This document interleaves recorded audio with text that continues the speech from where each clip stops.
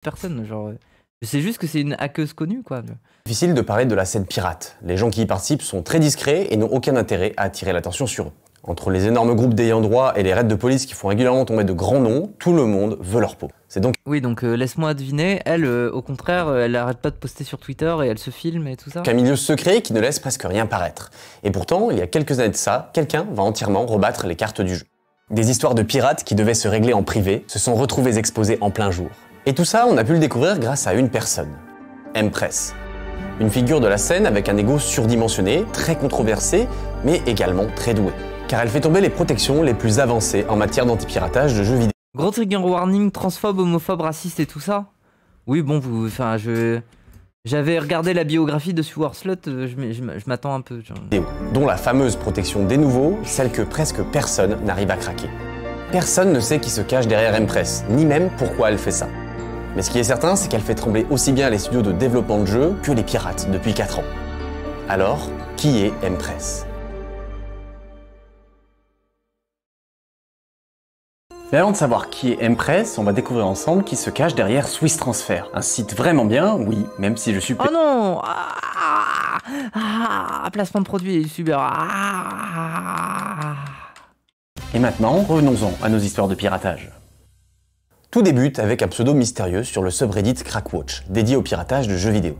Un certain C05 vient d'annoncer la release d'un nouveau crack, celui de Conan Exiles, le 15 février 2020. Et contrairement aux nombreuses releases qui sont 2020, ouais. annoncées régulièrement, la communauté est en feu. Non pas car ça me fait penser à un jeu. Et attendez les gens. Moi quand j'étais gosse, j'avais un jeu trop bizarre sur Nintendo avec des dinosaures et tu tirais au flingue sur des dinosaures. Et le jeu était trop bizarre, mais je me rappelle que c'était fascinant. Et le jeu était dur. Turok. Je crois que c'est ça, non? Turok, attendez. C'était ça, non? Oh, les gens, vous allez me... Turok. Je crois que c'est ça, hein?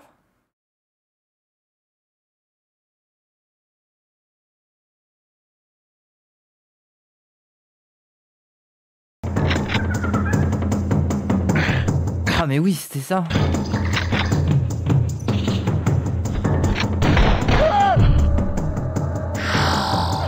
Et le jeu était grave dur.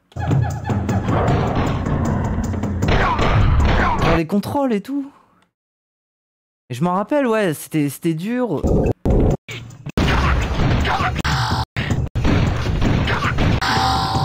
En vrai, au début, tu tuais des gens.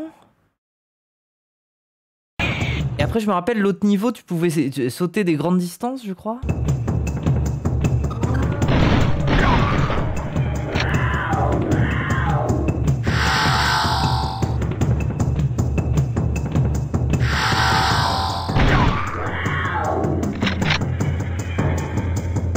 Moteur de Quake, bonne question. Il n'y a pas des... Ah oui, la cité ancienne, ça je m'en rappelle.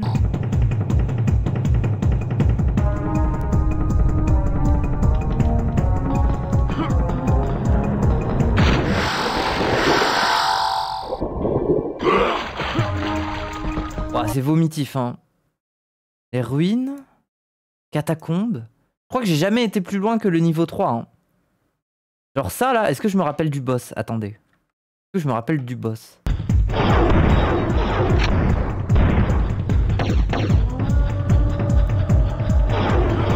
C'est la même musique, hein, depuis tout à l'heure. Hein. Attendez, mais le boss, c'est juste un mec avec un gun, là? Et genre, à la fin, ça ressemble à quoi? Attendez.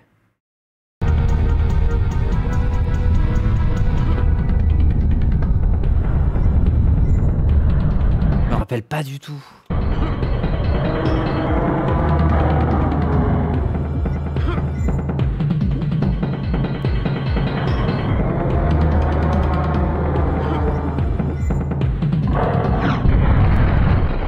Wesh, il y a des Jean-Michel Boule de Feu. Bon bref. Turok, putain. Ils sont particulièrement fans de Conan Exiles, même si je suis sûr que c'est un excellent jeu, mais plutôt car il était protégé jusqu'alors par des nouveaux. Une protection anti-piratage qui, depuis 2014, cause beaucoup de tort aux pirates, tant elle est complexe à déjouer. Très peu y sont parvenus et ils se comptent à peine sur les doigts d'une main. Alors quand un nouveau nom fait son apparition sur la scène, tous les yeux sont braqués sur lui. Mais plutôt que de juste le remercier, voire de carrément l'idolâtrer, ses réditeurs vont aussi et surtout le mettre en garde. Moufette, attends, j'ai des nouvelles de Pierre Orca. Comment ça? Il t'a envoyé un DM? Discute avec Pierre Orca? Comment ça? Main en l'air. Priorité au direct. Et nouvelles de Pierre Orca? Je pose mes mains quand tu m'as répondu. Son ex-femme et ses gosses, ils sont au Canada. Quoi? Mais ça veut dire qu'il est resté seul? Ils se sont barrés sans lui? Pierre Orca, il est seul en France et sa famille, elle s'est barrée. Elle lui a fait 10K avec une formation. Il a fait 10K avec une formation. Quoi? Et il s'est barré à Moscou. Quoi? Mais tu mens? Et à Moscou, il s'est fait arrêter. Arrête, tu mens, Oussem. Il avait pas les papiers. Je te jure. Mais... comment ça? Reste entièrement anonyme. Ne te fais pas avoir comme Voxy. Voxy. Bon, faut que je vous en parle. Avant ces 05, sur la scène des nouveaux, il y avait un petit gamin bulgare surdoué. C'est Il lui. n'a pas pu être envoyé en France, donc il a demandé la Turquie. Non mais c'est trop gros là. Je te crois... preuve ou je te crois pas là, c'est trop... Bon, faut que je vous en parle. Avant ces 05, sur la scène des nouveaux, il y avait un petit gamin bulgare surdoué. C'est lui là, en train de craquer des nouveaux en live. Et des nouveaux, eh bien c'est l'une des protections les plus performantes du moment dans l'industrie du jeu vidéo. Rien que ça, mais on y reviendra un peu plus tard. Et c'est donc ce gamin là qui est en train de péter ça en direct, comme si c'était tout à fait normal. Et il prend des risques énormes à faire ça. Mais lui, il en a rien à carrer, il veut juste flex un coup et partager ce qu'il sait faire. Attendez, l'étard, il m'a envoyé un message. Qu'est-ce qu'il me dit, l'étard? Il me dit rien, il est con. Bref. Voxy, c'est un gars extrêmement accessible d'après les gens du milieu. Il répond à tous ses DM, il traîne sur Discord, c'est juste un gosse doué qui n'a aucune envie de se planquer. Lorsqu'il poste des releases de jeux sur Reddit, c'est sur son propre compte perso. Je le jure, c'est vrai. Bah moi j'attends, oui. Vas-y, on en parlera. Une tentative de réellement se cacher plus que ça. Et il évolue également avec un... Mais il faut le dire sur le Discord de Slave, c'est eux qui... Ils enquêtent sur Pierre Orca sans arrêt là. Reddit, c'est sur son propre compte perso. Aucune tentative de réellement se cacher plus que ça. Et il évolue également avec un groupe qui parlera peut-être à certains d'entre vous, Révolte. Mais vous vous en doutez, s'attaquer à l'industrie du jeu vidéo qui pèse des milliards et à ses protections, et surtout de façon pas anonyme, c'est un peu comme signer son arrêt de mort. Alors sans trop de surprise, Voxy va... C'est qui Pierre Orca? Les gens, Pierre Orca, c'est le mec, l'espèce de mec émo qui fait du piano et qui a été accusé de pédophilie et de détournement de mineurs et qui a une secte qui s'appelle La Meute où il se bagarre avec des gens et voilà quoi. C'est un peu ça le lore de Pierre Orca. Révolte. Mais vous vous en doutez, s'attaquer à l'industrie du jeu vidéo qui pèse des milliards et à ses protections, et surtout de façon pas anonyme, c'est un peu comme signer son arrêt de mort. Alors sans trop de surprise... Mais moi je savais que le dernier arc de Pierre Orca ces derniers temps, c'est qu'il était en train de devenir femboy. Moi c'est ça que j'avais su. La dernière étape c'était ça en ce moment. Et il devenait un femboy et il s'était créé une persona féminine et je sais plus comment elle s'appelle. Une persona féminine et ça devenait son pseudo. Ça oui c'est vrai. Oui, et il y a même des vidéos où il se filme devant la caméra en jupe là. Un peu comme un OnlyFans. Il disait qu'en Russie il serait accepté. Comme femboy. Lesbian Wolf, oui je crois que c'est ça. Lesbian Wolf, oui. Oui, apparemment en ce moment il veut devenir une femme lesbienne. Voilà, il est en train de transmaxer je crois. Entre vous, Révolte. Mais vous vous en doutez, s'attaquer à l'industrie du jeu vidéo qui pèse des milliards et à ses protections, et surtout de façon pas anonyme, c'est un peu comme signer son arrêt de mort. Alors sans trop de surprise, Voxy va recevoir de la visite chez lui en Bulgarie en 2018. Celle d'une unité spéciale anti-cybercrime qui vient l'arrêter et mettre fin à ses manigances sur la requête d'Irdeto, la maison mère de Denouveau. Il saisit alors tout son matos et lui indique qu'il devra se présenter au tribunal par la suite. Et avec... Pour résumer, il y a Voski, le premier hacker de jeu là, il s'est fait baiser à cause des protections et il s'est fait choper en Bulgarie. Bref, je résume parce que... Cette arrestation, c'est l'un des piliers de la scène anti-Denouveau qui s'effondre du jour au lendemain. Voxy n'a alors que 21 ans, poste un tout dernier message sur Reddit et explique qu'il ne pourra donc plus jamais faire tout ça. Et qu'il espère malgré tout que quelqu'un reprenne le flambeau un jour. Et 2 ans plus tard, sorti un peu de nulle part, voilà donc notre nouveau challenger, C05. Mais il semblerait qu'il a déjà bien saisi l'importance de se planquer proprement.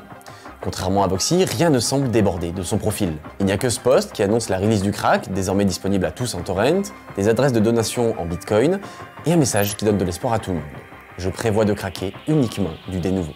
Et pour le coup, il ne va pas y aller à moitié. En seulement quelques jours, C05 publie 4 nouveaux jeux craqués, dont un DLC de Total Warhammer 2 ou encore Bus Simulator 18, car pourquoi pas. Bus Simulator, oui.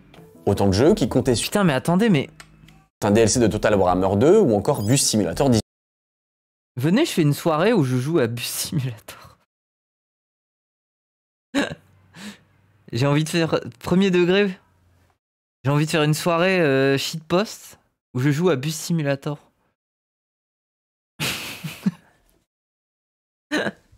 Avec cosplay.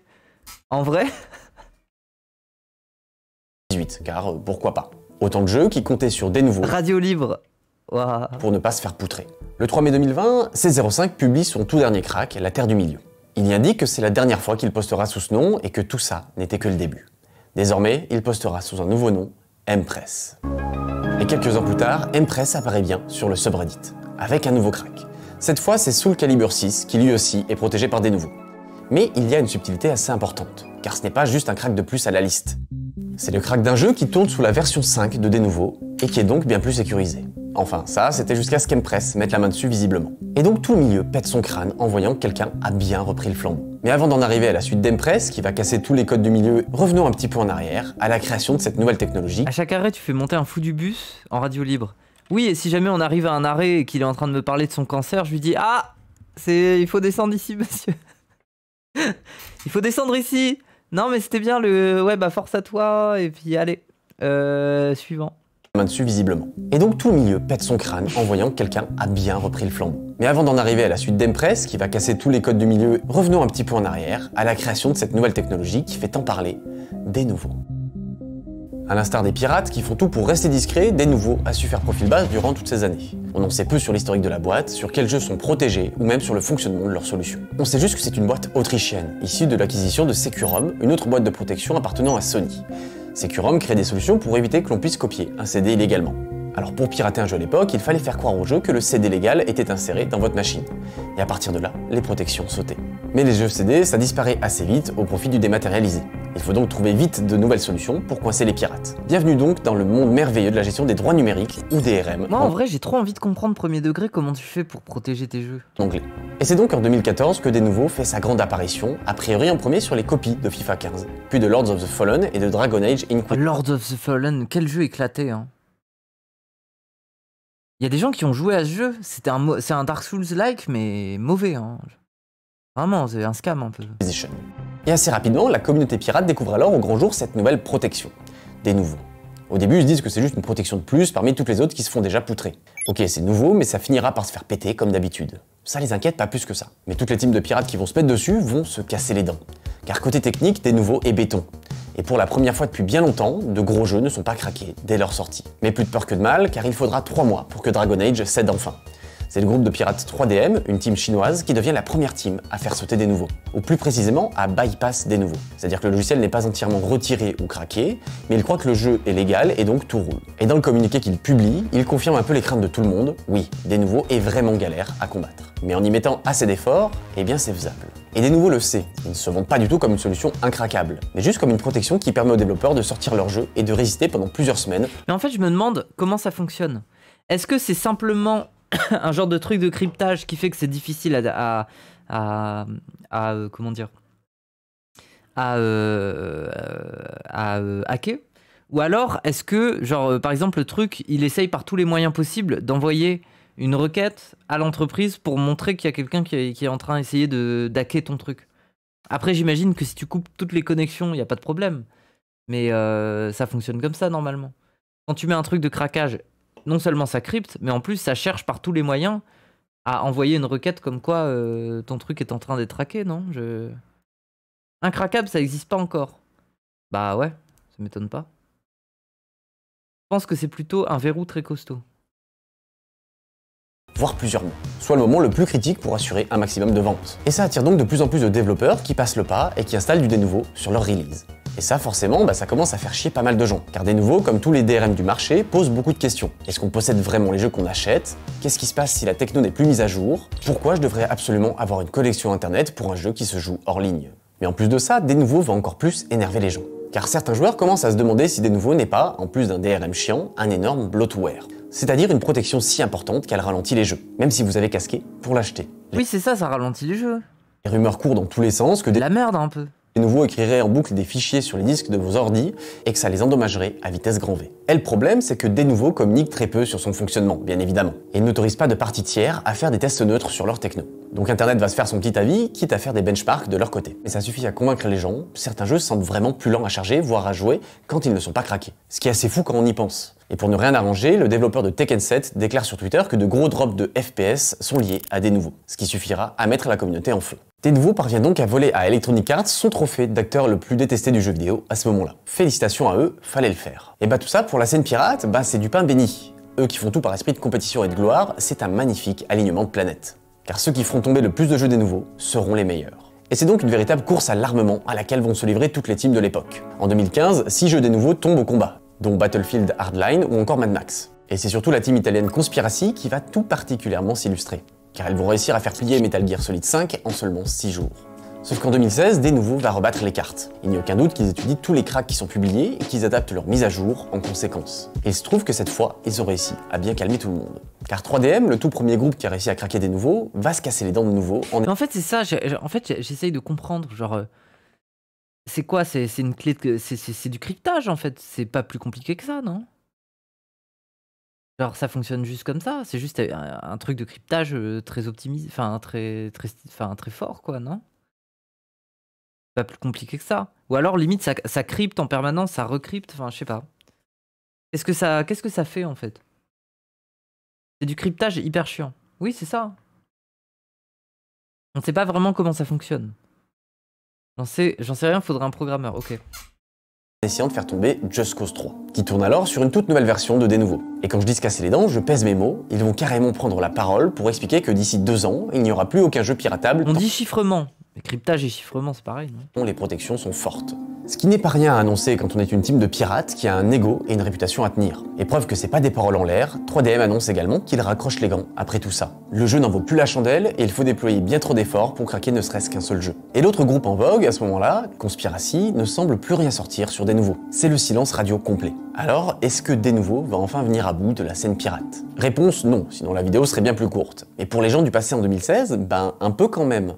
Alors il est temps de mener l'enquête sur ce Denuvo-là qui énerve tout le monde. Et comme d'habitude, tout part de Reddit. L'un des utilisateurs va se faire passer pour un dev, contacter l'entreprise et demander un devis. Et ça marche. Le service client va révéler pas mal de choses qui n'étaient jusque-là pas du tout de notoriété publique. On y apprend ainsi qu'un jeu AAA paiera plus de 100 000 € pour être protégé par Denuvo. Ah ouais. Mais le plus drôle, c'est que les arguments de leurs commerciaux, c'est de montrer... En vrai non, c'est pas très cher. 100 000 €, c'est pas... des screens de pirates en PLS sur des forums. C'est d'après lui la preuve que des gens achètent un jeu s'il n'est pas craqué. Mais la piraterie n'est jamais finie, et Conspiracy ressort d'un buisson pour pondre le 6 août 2016 le crack d'un gros morceau, Tomb Raider. Donc c'est rassurant, ça prouve que la nouvelle version de Denuvo peut craquer, mais ça aura quand même pris plus de 6 mois. Et ils ne seront pas les seuls avec le temps. Les teams Steampunks et Boldman parviendront à craquer quelques jeux également. Les gens, attendez, je me pose une vraie question du coup. Par quelle instance et comment tu te retrouves à être catégorisé dans AA, AAA et tout ça? Comment ça se passe? Quand tu fais un jeu indé, je comprends que tu sois pas dans le truc, mais qu'est-ce qui distingue un AA d'un AAA? Le budget, les ventes? Le pognon? Ouais, mais le pognon avant ou après? Il signe un contrat en fonction des ventes. C'est le prix du projet? Bigger 500 units on PC. Ah oui, quand tu fais plus de 500 000 ventes sur PC. Oui, c'est marqué, je suis bête, en fait. C'est écrit. Non, mais oui, vous avez raison. Ok, pardon. Ah oui, mais regardez, demain. Demain, je suis Elon Musk. Je fais pas de jeux vidéo. Je mets 50 millions dans un jeu. 50 millions pour que mon jeu soit produit et tout ça. Bah, mon truc, c'est immédiatement un triple A, même si j'ai pas encore vendu de copies, non?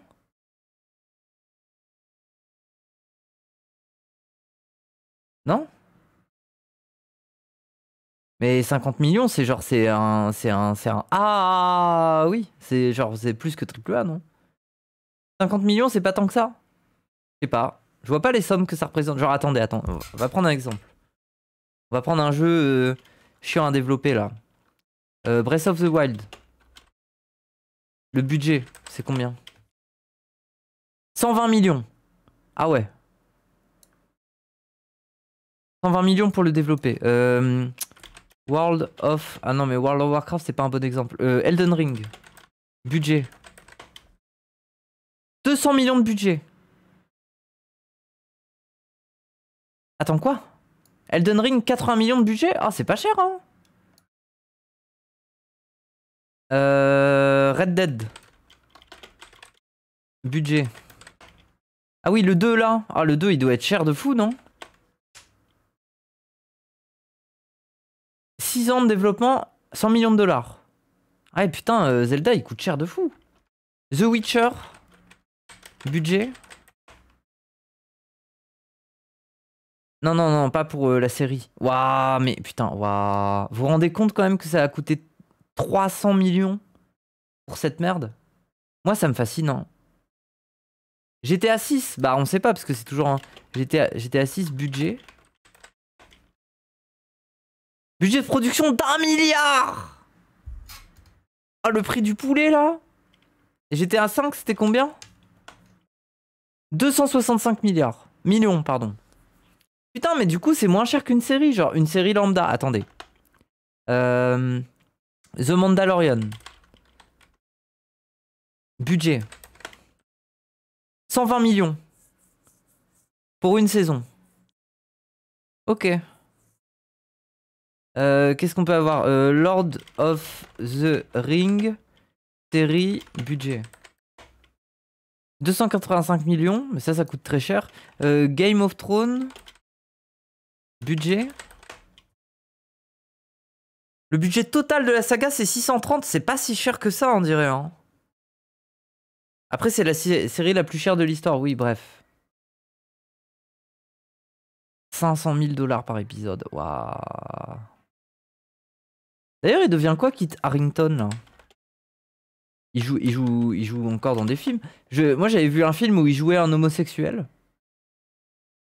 Les Éternels. Il fait quoi maintenant? Blood for Dust, ouais. Stream de Moufette budget. Attendez. Le stream de Moufette budget. Attendez, je tape.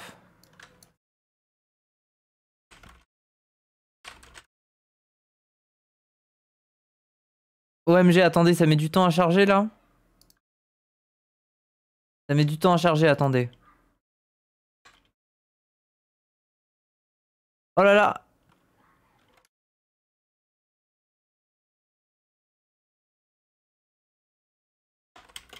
OMG, oh. Ah, ça m'a dit ça. C'est la réponse.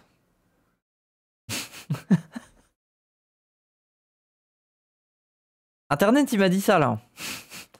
Il faut 100 000 € de la part du chat. C'est le budget par stream. C'est Internet, il est... 1000 balles pour commencer. Waouh, merci pour les 1000 balles. Et Ilyes, t'as le seum, hein. Protégé par des nouveaux. C'est éclaté, ouais, le divertissement, le niveau du divertissement. Là. Et le plus drôle, c'est que les arguments de leurs commerciaux, c'est de montrer des screens de pirates en PLS sur des forums. C'est d'après lui la preuve que des gens achètent un jeu s'il n'est pas craqué. Mais la piraterie n'est jamais finie, et Conspiracy ressort d'un buisson pour pondre le 6 août 2016 le crack d'un gros morceau, Tomb Raider. Donc c'est rassurant, ça prouve que la nouvelle version de Denuvo peut craquer. Tomb Raider, je l'avais pas aimé. Genre, je sais pas, on s'emmerdait un peu. Ça aura quand même pris plus de 6 mois. Et ils ne seront pas les seuls avec le temps. Les teams Steampunks et Boldman parviendront à craquer quelques jeux également, ce qui là aussi rassure un peu tout le monde. Et dans le lot, il y a donc Voxy, le petit génie sympa et pas très discret. Ce qui aura de toute évidence causé sa chute en 2018 à ce moment-là. Ça fait donc un pilier de moins sur la scène assez maigre des anti-Denuvo. Les groupes Conspiracy et Codex continuent malgré tout de publier des releases, mais la communauté en attend plus. Et c'est là qu'arrive Empress en 2020. Elle débarque de nulle part, balance plusieurs cracks de suite sans aucun contexte sous son premier pseudo 1605, puis se renomme l'Impératrice. Je précise d'ailleurs que je dis elle car elle s'est affichée ouvertement comme étant une femme russe ayant la vingtaine dans une interview pour le média Wired. Ok. Mais à l'heure actuelle, 23 ans. Attendez, j'ai 23 ans, je suis très jolie, genre je suis diablement jolie, mais je m'en bats les couilles parce que je m'en fous de à quoi je ressemble parce que je m'intéresse à ce que je fais. Putain, c'est ça son... Ok. Personne n'a réellement d'informations sur qui est derrière Empress. Son anonymat est quasiment parfait. Et ça pourrait aussi bien être un collectif qu'un mec de 50 balais au fond d'une cabane. Et le peu qu'elle raconte à son sujet ne peut évidemment pas être prise au sérieux, tant l'anonymat est critique dans ce milieu. Et de toute évidence, elle en connaît très bien les codes. Si ses précédents posts étaient un peu laconiques, cette fois, elle fait tout dans les règles de l'art. Aux côtés de ses cracks, elle publie un fichier NFO, qui est tout simplement une façon pour les pirates de présenter leur release. C'est généralement accompagné d'un art très sympa en ASCII, de salutations à d'autres groupes ou de messages plus personnels. Avoir un beau NFO, c'est une façon de briller un peu plus que la concurrence. Et ça, Empress le sait, car son NFO est très stylé. Apparemment, il va y avoir des leaks de photos, là. Apparemment, on va voir sa tête à un moment, donc... Grosses colonnes grecques en ASCII, des petites phrases catchy, bref, on aime bien. Elle y confirme également qu'elle ne faisait que tester un peu sous son ancien pseudo 1605, pour voir si ça allait intéresser les gens de craquer du dénouveau. La réponse est un grand oui. Mais il reste une partie qui détonne très franchement vis-à-vis de la scène. Jusque-là, c'était presque un sans faute, sauf qu'elle indique également des adresses de dons en Bitcoin. Et ça, normalement, personne ne le fait dans le milieu. Les teams le font pour la gloire, par passion ou bien par ego, mais jamais pour de l'argent. Et Skid Row, une team historique du milieu, Je me demande combien elle s'est fait. explique d'ailleurs très bien dans un de leurs NFO. Rappelez-vous que si on fait tout ça, c'est car on peut, et car on aime l'esprit de compétition avec les autres groupes. Profitez bien du jeu et souvenez-vous, si vous appréciez, soutenez les développeurs. Ah putain, oui, Skid Row avec leur musique de Golemont, là. Donc forcément... Moi, je leur en veux pour une chose, c'est quand t'ouvres leur putain de crack et que d'un coup t'as une musique, c'est un screamer le truc. Désolé, mais casse les couilles quoi. Quand un petit nouveau se pointe, parvient lui aussi à craquer l'ennemi numéro 1 en se foutant de l'éthique pirate cultivée pendant des décennies, et ça fait forcément des étincelles. Mais ça, on y reviendra un peu plus tard. Attendez bien la fin avant de sip une transphobe. Oh là là, regardez, moi par exemple, le président du Sénégal, je le trouve stylé, pourtant il est homophobe, c'est bon. Pour les gens lambda, qui sont un peu loin du milieu des teams, de la compétition, ils s'en foutent. Ils se régalent surtout de voir des gros jeux récents craquer. Donc don ou pas don, éthique ou pas éthique, eux, ils veulent juste jouer à des jeux gratos. D'autant qu'Empress a l'air de vouloir les impliquer, ce qui est là aussi quasiment du jamais vu. Elle met même des sondages en place pour permettre aux gens de voter pour le prochain jeu à craquer. Du coup, en avant pour péter Assassin's Creed. Et il faut dire que c'est assez brillant d'arriver à faire ça. Car on ne s'amuse pas à craquer du dénouveau un dimanche soir pluvieux. C'est une tâche extrêmement ardue, technique et à en devenir zinzin. Le nombre de tests nécessaires à réaliser est scandaleux, et le stress à faire ça est horrible. Bien plus que je ne l'avais imaginé. Il faut littéralement travailler 24/7 pour atteindre la perfection. C'est le seul moyen pour annihiler ce cancer. Et ça, c'est probablement pas une exagération. Car faire du reverse engineering, c'est déjà une discipline assez complexe. Et c'est encore plus dur quand il s'agit de reverse un logiciel qui fait tout pour ne pas être attaqué. Et pourtant, Empress, elle sait parfaitement comment contourner tout ça. Et elle va être très prolifique, notamment en craquant d'énormes jeux que personne ne pensait voir un jour disponibles en torrent. On peut Zeldo. citer aussi bien des Anno 1800 que du Planet Coaster, du Planet Zoo ou du Total War Three Kingdoms. C'est Autant pas elle, Zeldo? Moi je pensais que c'était elle qui avait craqué Zeldo. de jeux qui ont cédé face à Empress. Planet Zoo, il avait l'air incroyable. J'y ai jamais joué, mais il est trop bien, non? Planet Zoo. Et comme on le disait, elle met toujours ses adresses de crypto pour demander des dons. Ce qui est toujours... En vrai, j'ai de la nostalgie. Moi, j'ai envie de rejouer. Trop bien, oui. Oh, moi, j'ai envie de rejouer à un jeu comme ça. Parce que quand j'étais gosse, je jouais à Zo Tycoon. C'était trop bien. C'est rigolo. Putain. J'ai envie de m'acheter ce jeu et d'être heureuse et de jouer à mettre des animaux en cage. Et à faire ouais. aussi mal vu. Car désormais, elle réclame très fortement qu'on la paye pour son travail. Elle dit qu'elle n'arrive plus à se payer son matos, ou même à manger, ou demande juste une rétribution. Elle propose même des encarts pubs dans ses NFO pour y mettre un message personnalisé. Et ça, les autres détestent et n'hésitent pas à le dire. Mais en attendant, Empress délivre toujours autant. Et l'un de ses plus gros coups, c'est sûrement le 22 octobre 2020. Un an après sa sortie, Empress pulvérise la protection de Red Dead Redemption 2 sur PC. Personne ne s'y attendait. Oui, c'est un gros coup, ça. Même elle visiblement, car elle déteste le jeu. Mais elle l'a fait, je cite, pour les gens.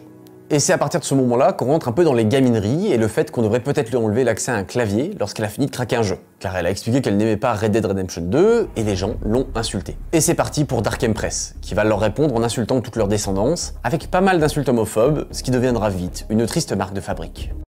Attends, quoi? I have never found that.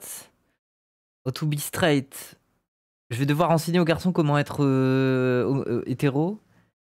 Quand j'ai insulté Red Dead Redemption, people, égoïste, and when defend because apparently Arthur Morgan is too fuck hot for them. Oui. Keep streaming bitch. Quoi? Attends, mais moi j'ai envie de voir où est-ce qu'elle est homophobe. Vite, une triste marque de fabrique. Continuez de crier, salope. Vous êtes jaloux. Vous êtes des singes.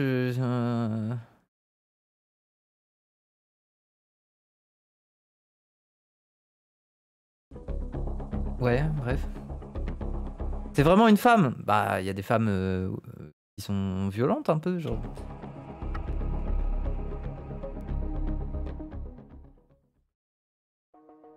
Bon, c'est indéniable, Empress est un ovni dans le milieu. Elle est très douée, très énervée et réclame de l'argent tout en craquant des jeux qu'elle déteste. Mais alors, qu'est-ce qu'elle a à y gagner? Alors, à l'écouter, Elle a de l'argent?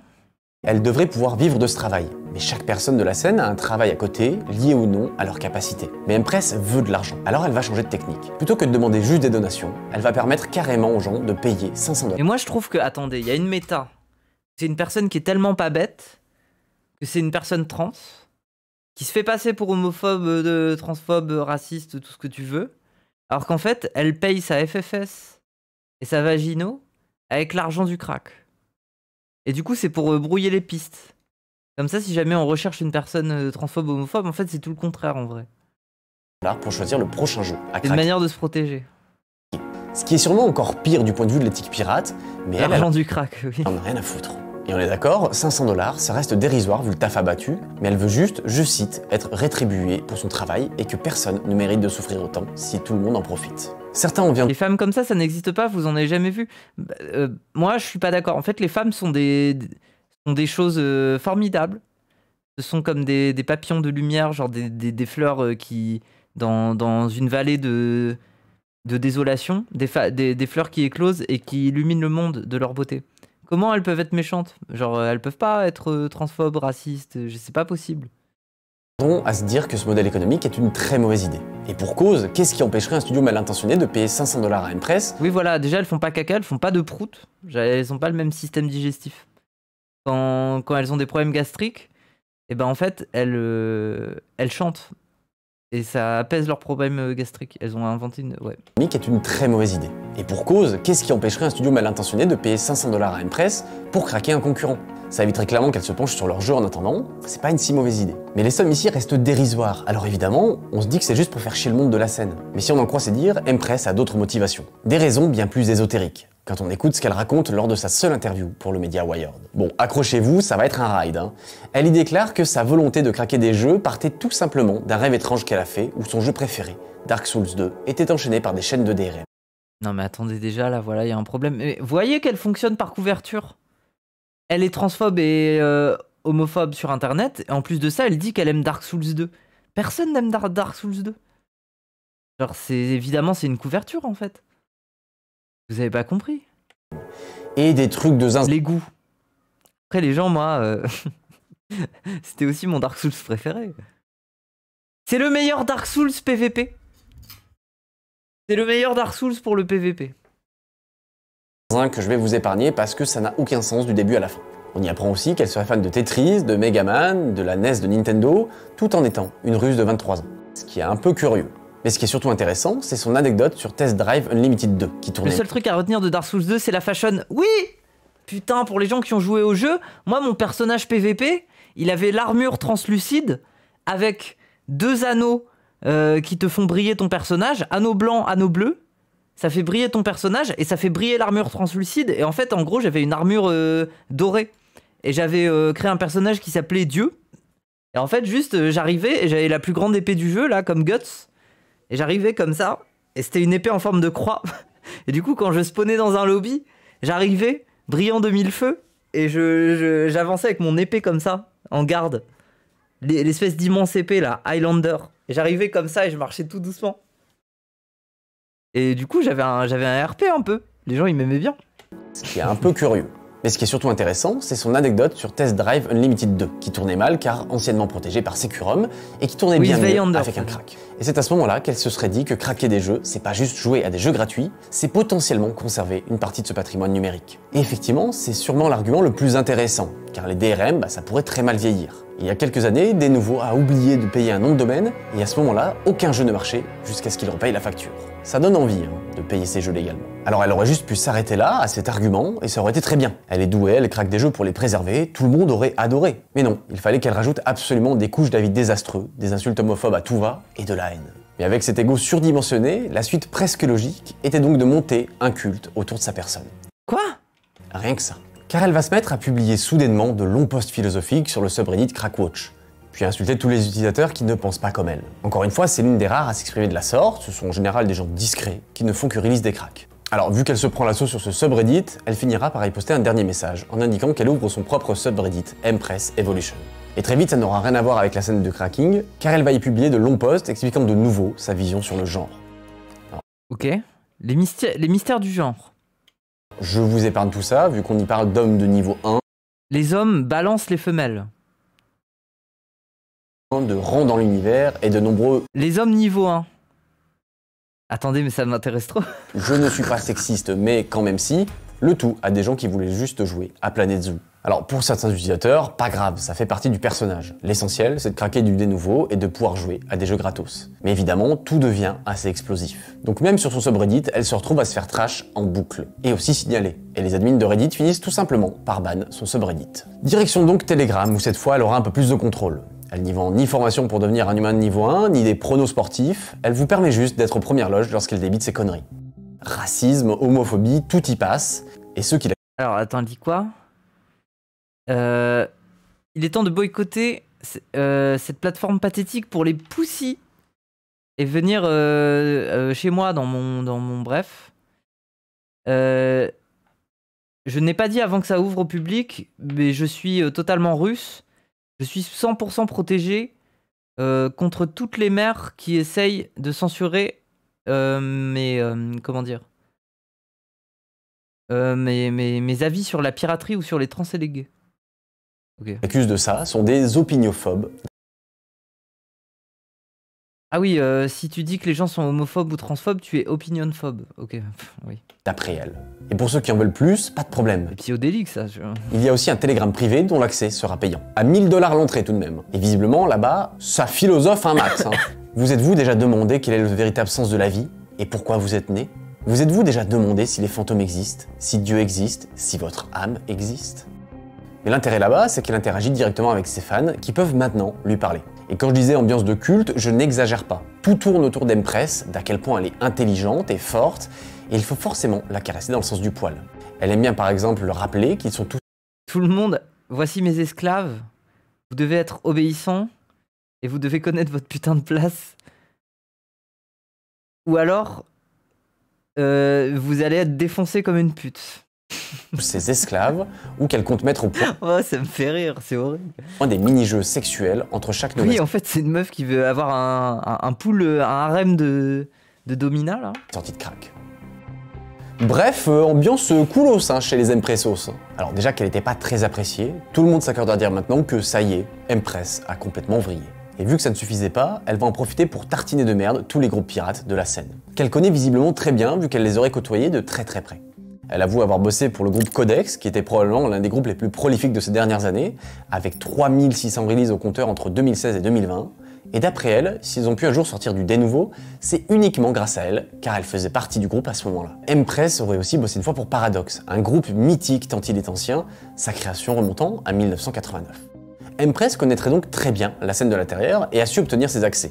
Et pourtant, malgré ce statut, elle les considère, je cite, comme les existences les plus pathétiques de la Terre. Et les premiers qui vont en prendre plein la gueule dans cette croisade qu'elle est toute seule à mener, eh bien c'est le groupe Skid Row. Un groupe qui vous parle peut-être tant le nom est connu dans le milieu. Ah oui? Fondé en 1990, ils craquaient déjà des titres Amiga et ont continué à innover. Mais Skid Row, ils craquent tout. Genre même des logiciels et tout, Skid Row, ils sont partout. aujourd'hui. C'est notamment, d'après les dires, les tout premiers à avoir fait sauter les DRM d'Ubisoft en rendant accessible Assassin's Creed 2 ou Prince of Persia Forgotten Sands. Alors pourquoi est-ce qu'Empress décide de se mettre en guerre contre Skid Row? Ça, on n'en sait rien. Mais elle va lâcher une sacrée bombe dans le milieu lors de sa release de Star Wars Battlefront 2 Celebration Edition. Elle y révèle que si le groupe a perdu de sa superbe depuis plusieurs années, c'est car leur principal cracker aurait été débauché par Sony DADC. Ok.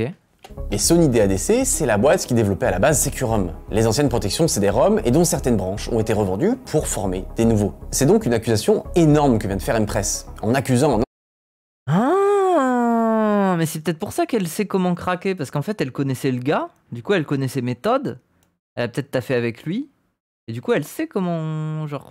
ancien boss de chez Skid Row d'avoir changé de camp. Ce qui veut dire qu'en plus, elle se bat désormais contre lui, vu que c'est elle qui pète ses protections. Tout a de quoi faire grincer des dents dans le milieu. Évidemment, ça va gravement faire chier Skid Row, qui pour l'instant ne va pas réagir et ne confirmera rien de ce qui est dit là.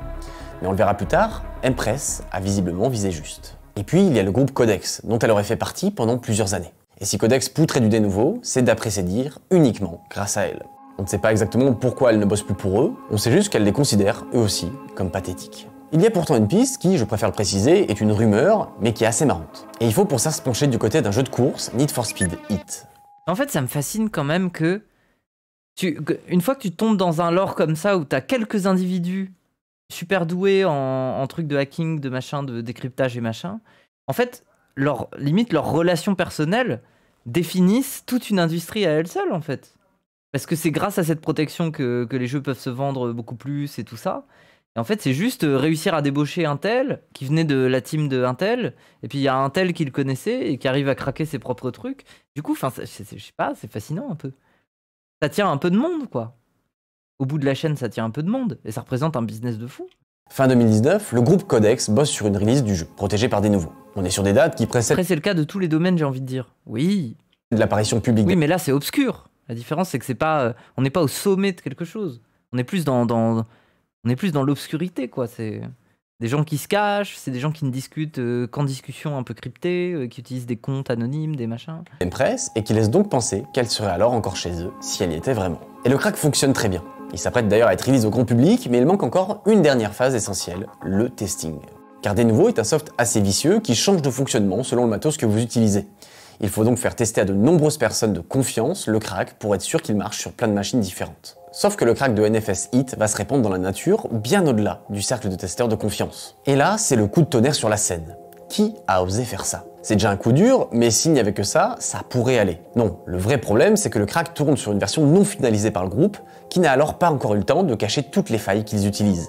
Et oui, les crackers protègent aussi leur création, ce qui est assez ironique, je vous l'accorde, mais ça évite à des nouveaux ou aux autres teams de comprendre comment ils ont fait. C'est donc un véritable livre de recettes du cracking des nouveaux qui circule de partout avec ce leak. C'est la Il y a une dimension politique presque. Ah, mais moi, le jour où on commence à utiliser des robots pour faire tourner des usines, pour, je sais pas moi, livrer des trucs, des colis ou des trucs comme ça, mais vous imaginez le pouvoir que ces individus-là, ils pourraient commencer à choper? Si d'un coup, ils sont capables de, je sais pas moi, désamorcer le contrôle de tous les robots qui appartiennent à une corporation et tout. C'est scénario SF un peu, mais c'est grave stylé. Je sais pas, c'est stylé, mais c'est terrifiant. Imaginez, il y a Empress, full raciste, full homophobe, elle reprogramme des robots pour tuer les noirs dans la rue, là. On sait pas, hein, c'est... catastrophe, et les gens sont persuadés que des nouveaux vont pouvoir tout patcher. Terrifiant. Et qu'il sera désormais extrêmement dur pour Codex de revenir sur le devant de la scène. Mais surtout, il y a la question de la confiance. Car c'est bien la preuve qu'il y a un souci en interne chez Codex. Je vous laisse deviner qui serait la personne la plus apte à faire une connerie pareille, car Empress sait pertinemment qu'en faisant ça, Codex risque de perdre la main sur le cracking de des nouveaux. Et il faut bien rappeler la temporalité. Ce leak intervient fin 2019, début 2020, soit 2 mois à peine avant l'apparition de C05. Et un petit mois plus tard, C05 devient Empress. Et à cette occasion, certains utilisateurs vont même trouver quelque chose de très intéressant. Des releases sur des forums obscurs russes qui datent de 2019, bien avant son apparition publique, et qui sont déjà à l'époque signés Empress. Mais ce sont des releases qui sont pourtant quasiment identiques à celles diffusées sous le même nom par Codex. Oui, des mois avant Empress, il y a des releases d'Empress. Personne ne les avait vues. Et on parle pas de petits jeux, hein, les gens ont forcément les yeux rivés sur ça. Et si c'était le cas, Empress aurait dû être connu dès cette époque. Alors il y a plusieurs possibilités. Soit tout le monde est passé à côté et Empress voulait juste commencer à marquer son territoire sans trop de succès, soit elle voulait juste prouver rétroactivement, on ne sait pas trop comment, que c'est elle qui bossait bien sur tout ça. Tout cet arc, c'est une gigantesque spéculation, mais il n'empêche que ce sont des théories, et Codex, quant à eux, ne va étonnamment plus du tout publier de crack des nouveaux pendant près d'1 an. Empress, quant à elle, a continué sa route, malgré toutes les controverses, et quand elle a fini de s'en prendre à toutes les teams en activité au petit-déj, elle passe ensuite aux Repackers. Oui, car Empress a visiblement décidé de détester. T'as déjà fait Watch Dogs Moufette? À l'époque, je regardais un peu à quoi ressemblait le jeu, mais le jeu est éclaté, non? Ça me donne pas envie, hein. Désolé, hein. Mais comme beaucoup de clones de GTA qui essayent d'ajouter des fonctionnalités, ça m'a jamais intéressé. Désolé, hein, il y a GTA, autant jouer à GTA, quoi. Et de se faire détester par tout le monde. Alors, c'est quoi les Repackers? Eh ben, grossièrement, c'est un autre pan de cet écosystème qui consiste à compresser les jeux craqués dans un format bien plus léger, ce qui permet donc aux gens avec une connexion plus mauvaise, voire une connexion payante, de profiter des cracks plus facilement. Le jeu y est pré-craqué et mis à jour si des patchs sont disponibles. Saints Row, c'est banger. Allez, tu prends 10 minutes. Hop. 10 minutes là. Plus t'es pas abonné. N'hésitez pas à vous abonner, ça vous évite le ban. C'est donc une sorte de tout en un très pratique et qui aide beaucoup d'utilisateurs. Et dans ce game du repack, il y a un nom en particulier qui revient tout le temps. FitGirl, avec son avatar d'Amélie Poulain. Et depuis des années, elle propose sur son site des centaines de repacks, le tout hébergé sur des seedbox qu'elle paye de sa poche. Oui, elle paye des hébergements de terra et de terra de jeux craqués juste pour la beauté du geste. Et cerise sur le gâteau, il n'y a même pas une seule pub qui traîne sur son site. Ce qui colle un peu mieux à l'éthique du piratage et de la gratuité. Et ce qui va donc forcément pas mal clasher avec Empress, qui représente à peu près tout l'inverse de ça. Car FitGirl va repacker régulièrement des cracks d'Empress. Ainsi, au lieu de voir un torrent sous le nom d'Empress, vous voyez désormais un repack de FitGirl qui crédite Empress. Et ça, Empress, ça la rend absolument folle. Car elle n'hésite pas à le dire, elle veut que la lumière... Elle a trouvé plus... Bref. ...soit sur elle, sûrement pas sur des repackers. C'est vous faites autoritaire, bah ça défend Saints Row. Elle qui se casse le cul à craquer des nouveaux. Donc c'est à elle que revient tout le mérite. Oui, c'est à Saints Row 3, c'est un bon jeu délire, oui, c'est pas GTA, mais ça fait le taf. Allez hop, un bon jeu délire, bah écoute, tu vas passer un bon délire pendant 10 minutes, là, allume Saints Row, et fais-toi un délire, là, genre frappe des gens dans la rue avec un dildo. C'est puéril, on est d'accord, mais du coup, elle les déteste. Mais si on creuse un peu plus loin, c'est peut-être juste une histoire de sous. Car on le sait, Empress a toujours activé de quoi lui faire des donations, a beaucoup réclamé de l'argent, mais il se trouve que FitGirl aussi a des donations. Mais contrairement à Empress, FitGirl, elle se justifie en disant que c'est pour couvrir les coûts de fonctionnement de son site. Tout ça a un coût, d'autant plus qu'elle doit le faire de façon entièrement anonyme. Donc elle se cache pas de demander un peu de soutien de la part de ses utilisateurs, ce qui jusqu'ici ne semble pas vraiment choqué dans la scène. Mais là où ça coince, c'est qu'Empress est persuadée que des gens donnent à FitGirl en croyant que c'est grâce à elle que ce crack existe, et que cet argent lui reviendrait donc de droit. Alors que va faire Empress pour emmerder les Repackers et FitGirl? Eh bien publier une nouvelle release, cette fois du jeu Immortals Phoenix Rising, avec une petite subtilité. Personne n'est capable de télécharger intégralement le jeu, tant le débit est lent. Il semble capé à 200 kT par seconde, et c'est volontaire. Car d'habitude, dès qu'une release est publiée, les repackers vont au plus vite proposer un repack qui tient la route. Et cette fois, Empress ne veut surtout pas de ça. Et si les repackers ne peuvent pas... Ça va prendre 30 ans à télécharger le jeu. Télécharger le jeu en entier, alors il n'y aura que le nom d'Empress pendant plusieurs jours qui apparaîtra, avant que les téléchargements soient terminés. Et il faut l'avouer, bah c'est assez malin comme technique. C'est nul, Saints Row. Oui, on est d'accord, abonnez-le là, abonnez-le, lui, il a raison. Même si, encore une fois, c'est complètement puéril. Mais ainsi, FitGirl n'apparaîtra jamais dans l'équation tant que les fichiers complets ne seront pas téléchargés. De quoi reprendre un peu de lumière, et qui sait, peut-être un peu de dons en Bitcoin. Et c'est assez inédit comme situation, car les repackers font pourtant presque partie intégrante de l'écosystème pirate. Certains groupes n'hésitent pas à travailler main dans la main avec les repackers et à leur fournir les cracks en avance. Ce qui demande beaucoup de confiance entre tous les acteurs. Les groupes ne veulent pas d'un leak prématuré, et les packers, eux, veulent un crack fonctionnel, qui ne contient pas de malware. Et vous savez qui avait une telle relation à l'époque? Empress et FitGirl. Oui. Je souhaite remercier personnellement Empress de m'avoir contacté avant la release officielle, ce qui m'a permis de préparer le pack en avance pour vous. Girl Power.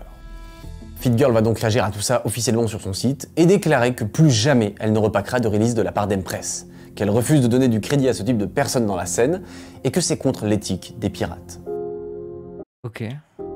Empress réagit alors en faisant du Empress. Putain, mais leur petit drama de merde là, ah c'est bon hein. Elle incendie FitGirl avec des pavés d'insultes transphobes, l'accuse d'être un homme, bref, toujours un QI assez élevé dans ses réponses, comme à son habitude. Ah mais dès qu'il y a une femme, elle dit que c'est un homme quoi. Partout où Empress c'est suspect quand même passe, elle crée un sacré bordel. Mais ce qu'il faut retenir de tout ça, c'est qu'Empress a réussi un sacré speedrun, être la principale référence du crack des nouveaux, et probablement la personne la plus détestée de la scène waraise. Mais soudainement, elle annonce... Merci Cyril pour le sub offert à Sodome. L'impensable. la police l'aurait retrouvé. Elle explique sur Reddit, sous un nouveau nom Infinity Goddess, rien que ça encore, que des utilisateurs de Reddit l'ont dénoncé à la police avec sa véritable adresse. Ah ouais? Elle ne sait pas comment c'est possible, mais indique qu'à tout moment, elle va devoir répondre de ses actes avec un avocat. Et sans hésiter, elle accuse FitGirl d'avoir causé tout ça. Alors ça aurait pu être la fin d'Empress, mais les utilisateurs se rendent compte assez rapidement que ça n'a aucun sens. La police Un fake? l'aurait soi-disant chopé sur le fait, en train de craquer une nouvelle release, puis l'aurait laissé tranquillement écrire ce long post larmoyant sur Reddit. Résultat, tout le monde en commentaire se fout un peu de sa gueule, et même FitGirl se régale. Tout cela n'était que du flan, peut-être une tentative désespérée d'obtenir encore un peu plus d'attention. Alors, retour au charbon. Car bien assez vite, Empress se rend compte que le meilleur moyen de faire parler d'elle, c'est de continuer, encore et toujours, à craquer du dénouveau à foison. Et c'est exactement ce qu'elle va faire. Et ce, malgré les tentatives de dénouveau de rendre son soft de plus en plus résistant à ses attaques. Le 3 février 2023, elle craque Monster Hunter Rise Sunbreak. Elle déteste la politique de Capcom de foutre plein de DLC et les attaque frontalement pour ça. Et elle en met évidemment plein la gueule à Dénouveau aussi en leur disant que c'est la preuve, une fois de plus, qu'elle est capable de détruire leur protection pathétique. Mais ce qui est surtout intéressant ici, c'est qu'elle annonce cette fois qu'elle va changer de stratégie. Cette fois, elle indique qu'elle va se concentrer sur les grosses releases à venir, elle veut affronter Dénouveau en direct sur un terrain qu'ils mettent toujours en avant dans leur pitch marketing.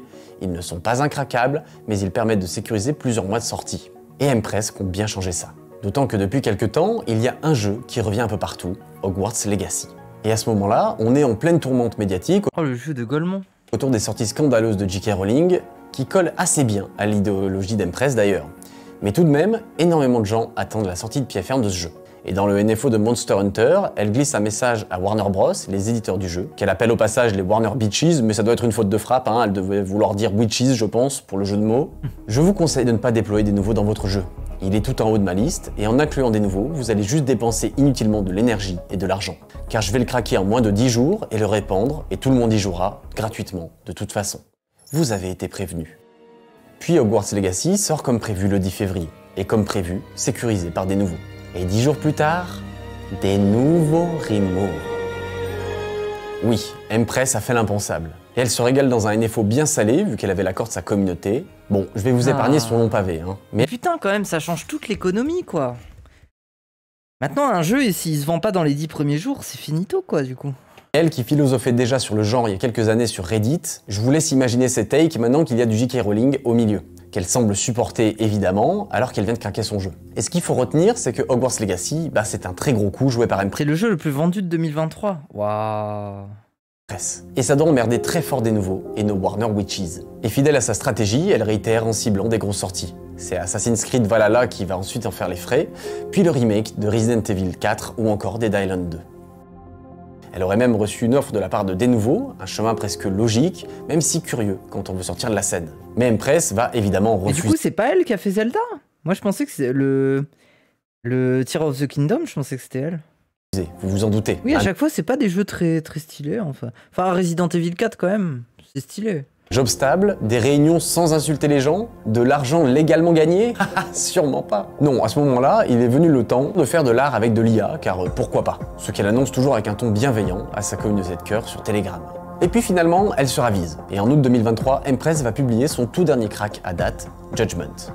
Dans son NFO, elle décide justement de remettre une petite couche de merde sur Skid Row, qui avait enfin réussi à craquer un jeu des nouveaux de leur côté. Ça a visiblement fait mal à Empress, qui avait un quasi-monopole là-dessus. Y a pas à craquer les jeux Nintendo, il y a zéro Protex et de l'émulation. Ok. Alors elle les attaque frontalement, comme chaque chose qui respire et qui l'ennuie, et tout se passe via une NFO encore une fois. Dedans, elle les accuse d'utiliser une faille liée au moteur Unity, et qui permet de contourner des nouveaux très facilement. Ou en tout cas, trop facilement pour elle. Elle considère donc que ce n'est pas réellement un crack de dénouveau, et qu'il ne devrait pas s'en vanter. Et Skid Row, qui était resté étonnamment très silencieux depuis tout ce temps, a cette fois décidé de s'exprimer. Et le mot est faible. Empress va déchaîner la furie de Skid Row. Et pour lui répondre, il profite d'un nouveau jeu qu'ils viennent de craquer, Ship Graveyard Simulator 2. Un jeu où on démonte des bateaux. Mais là, l'essentiel, C'est ok. c'est pas le jeu, c'est le NFO qui est lié et qui cherche à démonter Empress. Car on peut dire qu'il est vraiment très fleuri. Est-ce que vous vous rappelez quand Empress a révélé que le plus gros craqueur de chez Skid Row s'était barré chez des nouveaux? Eh bien visiblement, elle avait touché juste. Car Skid Row y fait directement référence en disant qu'Empress a révélé bien trop d'informations qui n'auraient jamais dû être publiques. Et pour se mettre à son niveau, il n'hésite pas à l'insulter copieusement, on vous passera les détails, mais surtout ils vont aussi révéler une info qui ne devrait pas être publique, l'identité d'Empress. OMG, on va avoir un leak photo. Mais moi, je suis là depuis le début de la vidéo pour ça, en fait. Et c'est ainsi qu'ils accusent Empress d'être ni plus ni moins que Voxy. Oui, Voxy. Quoi? Le petit génie qui tourmentait des nouveaux avant de se faire serrer en 2018 en Bulgarie. Quoi? Il l'accuse d'être prêt à tout pour l'argent, d'avoir une philosophie qui ne tient absolument pas la route et de passer son temps à mentir. Il s'amuse ensuite à démonter point par point son argumentaire sur la technique de crack qu'elle remettait en cause. Ce qui est sûr, c'est qu'ils ont l'air très énervés chez Skid Row, ce qui est assez inédit vu les proportions que ça prend. Mais ce qui est surtout inédit, c'est que tout ce bordel va réussir à réveiller Voxy, qui depuis son arrestation n'avait donné quasiment aucun signe de vie. Lui qui faisait Il profil s'est jamais fait arrêter, en fait. bas et qui n'interagissait plus trop avec la scène, et ben il se retrouve propulsé au milieu d'un champ de bataille dont il ne comprend pas tout. Et autant vous dire que ça l'énerve pas mal. Oui, egg. Full egg. Car il comprend pas pourquoi son blaze sort comme ça gratuitement dans un NFO, lui qui se tient à carreau car il est surveillé de toutes parts depuis. Et c'est vrai que ce serait très étonnant que Voxy ait retenté l'aventure après s'être Bah oui. déjà fait avoir par les flics. D'autant qu'il a l'air d'être un gars extrêmement posé, qui écrit calmement, soit l'exact opposé de ce que laisse paraître Empress. Après, il joue peut-être très bien la comédie. Mais on peut aussi se demander pourquoi Skid Row lâcherait ça en public s'ils n'étaient pas sûrs de leur info. Juste pour faire parler et pour emmerder Empress? Ou est-ce qu'ils sont persuadés de ce qu'ils avancent? Dans tous les cas, ils n'avancent pas de preuves, il est impossible de vérifier tout ça. Pourtant, d'autres suivent le mouvement, dont Chaos, un ripacker connu dans le milieu, et qui semble dire que tout le monde savait dans la scène que Voxy était derrière Empress. Alors vous connaissez maintenant Empress, et vous imaginez bien qu'elle doit être absolument hors d'elle et qu'elle a dû les allumer en public. Eh bien non. Depuis ça, c'est silence radio sur les ondes depuis des mois. Il n'y a eu aucune nouvelle release et aucun nouveau NFO. Juste un peu d'animation sur son channel Telegram assez douteux, où elle s'est mise au piano virtuel. Et comme à son habitude, elle a toujours des mots très doux envers les gens qui oseraient mettre des émojis négatifs. Oui, si vous n'aimez pas ses compositions, vous devez aller vous faire foutre, puis mourir, c'est la loi d'Empress. Et ce qui étonne le plus dans toutes ces affaires, c'est sa disparition. Car suite à ces accusations de Skid Row, Empress n'a plus jamais publié de release, c'est-à-dire depuis août 2023. Alors, est-ce que la police est remontée jusqu'à elle? Est-ce qu'elle décide enfin d'être low profile pour éviter les ennuis? Ou bien est-ce qu'elle s'acharne jour et nuit sur des nouveaux cracks? Eh ben, impossible à dire. Elle est arrivée en un claquement de doigts sur le devant de la scène pirate, elle en a bousculé tous les codes, a foutu un bordel monstre, puis a disparu de façon tout aussi brusque. Et puis, il y a 2 mois, sorti de nulle part, il y a ce compte qui poste une vidéo sans aucun contexte, démontrant qu'il a réussi à faire sauter toutes les protections qu'Empress foutait sur son crack d'Hogwarts Legacy pour ne pas se faire reverse et qui pourtant vient de se faire péter. L'utilisateur n'a aucune autre activité si ce n'est ce post. Il est venu comme un petit prince à montrer que visiblement il était bouillant et il est reparti comme il est venu. Alors certains tempèrent en disant que c'est pas forcément si complexe que ça, mais jusque-là, personne ne l'avait fait. Et c'est la preuve que quelqu'un, quelque part, a compris comment Empress a réussi à craquer des nouveaux. Et donc potentiellement quelqu'un qui serait capable de prendre la relève. Alors si un jour vous avez piraté un jeu vidéo, déjà je vous félicite pas car c'est très grave, mais vous avez désormais un aperçu Oh, ça va. de ce qui se passe en coulisses, avec ses génies, ses controverses, et on espère que tout ça, ça vous a plu. Merci à toutes et à tous Ça d'avoir va. Quand on était gamin, on pouvait pas jouer à des jeux. Enfin, ça fait du bien de pouvoir jouer à des jeux, je sais pas. Second degré sont très graves. Oui. Oui. Il est obligé. Oui, c'est vrai qu'il est obligé, oui. Envie de l'insulter alors que c'était bien. Mais non, mais c'est une blague. C'est second degré, oui. C'est second degré. Oui, bon.